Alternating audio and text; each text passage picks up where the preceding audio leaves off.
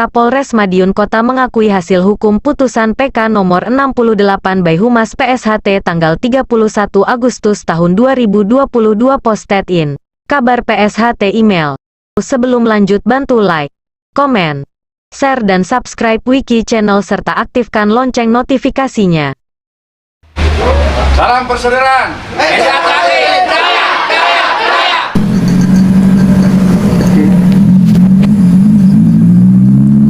Assalamualaikum warahmatullahi wabarakatuh.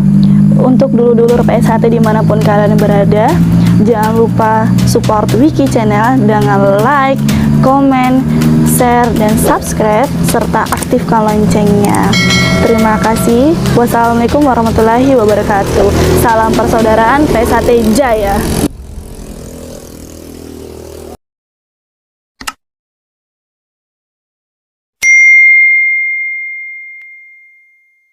Biro Hukum Pengurus Pusat PSHT melalui Mas Weli Permana melakukan kegiatan koordinasi dengan Kapolres Madiun Kota, Selasa tanggal 30 Agustus tahun 2022. Informasi hasil koordinasi sebagai berikut. 1.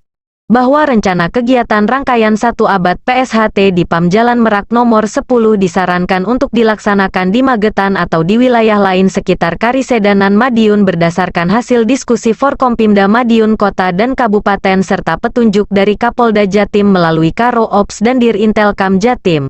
2. Bahwa Kapolres Madiun Kota menjamin bahwa padepokan PSHT di PAM Jalan Merak nomor 10 Kota Madiun tidak akan dipergunakan oleh pihak lain di luar kepemimpinan Mas Taufik, Kapolres Madiun dan jajaran yang mengunci pintu dan menjaga PAM Jalan Merak nomor 10 tetap steril. 3. Kapolres Madiun Kota siap membantu bila mana pihak PSHT di bawah kepemimpinan Mas Taufik mengajukan permohonan eksekusi tanah bangunan PAM Jalan Merak nomor 10 ke PN Kota Madiun. 4.